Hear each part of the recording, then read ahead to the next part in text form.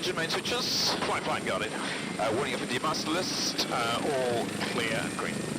I can think of certainly 2 fatalities I've been to on Christmas Day, which is always going to be difficult. Please, we are clear left, running. It might be the first time that they're actually aware that they've had an amputation or that they're actually paralysed. Is 103 or 3450 today.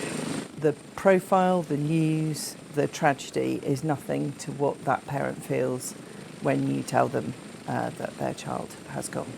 They are the front line, the first to arrive to the most distressing of scenes, the first to try and save those critically ill.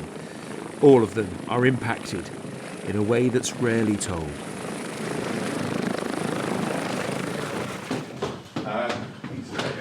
It was a small car with a group of teenagers in that had collided with a tree.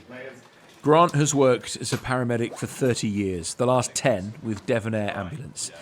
There are some call-outs that stick with him. I think that was just one of those jobs where you're not expecting, I suppose, what you're going to see on those days. And we got there reasonably quickly. I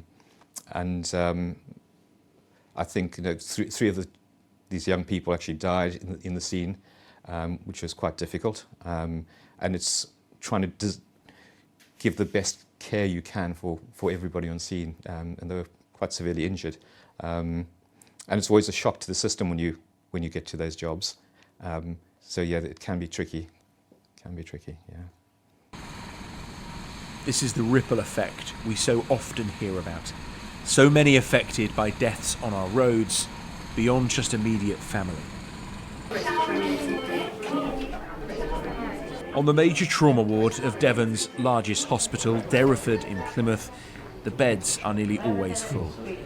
Everyone here has helped treat young victims of crashes, many left with life-changing injuries. I've seen a whole scale of it. Some patients are amazingly resilient and take it really well. Others, it is absolutely life-changing and they are hysterical.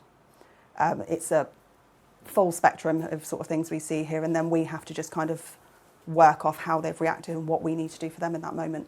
This could be the first time that they're actually seeing their injuries in full light. It might be the first time that they're actually aware that they've had an amputation or that they're actually paralysed. So having to manage that for us can be really hard. I don't think you feel it until you get like the lovely thank you cards at the end and you realise that the patients that you've looked after for a couple of weeks knew your name. It's only afterwards maybe that the impact hits you. I think when you're in any scenario, it's kind of the after effect, isn't it, that you go, I can take a deep breath now, that was really hard, that was really emotional. Most of the team's work here is focused on helping victims of road traffic collisions, and young people are disproportionately impacted. New government data for 2024 shows there were an estimated 1,600 deaths on Britain's roads last year, with over 128,000 casualties. More than a fifth of fatalities involved a young person behind the wheel. In fact, young male car drivers aged 17 to 24 are 4 times more likely to be killed or seriously injured compared with all drivers aged over 25. Despite this, the government is refusing to follow other countries in bringing in graduated driving licences. GDLs see learners gain freedoms in stages, such as initial bans on driving at night and with a car full of mates. The system has seen deaths fall in places like Canada and Australia. In my view, the evidence is overwhelming that they need to reconsider it. We can't tell them what to do. They need to come to their own conclusions. But we are building up now a case of evidence whereby ministers will have to, we've got to look at this again. We've got to reconsider this. The government says it's looking at other measures to protect young drivers as part of a new strategy on road safety due to be published soon.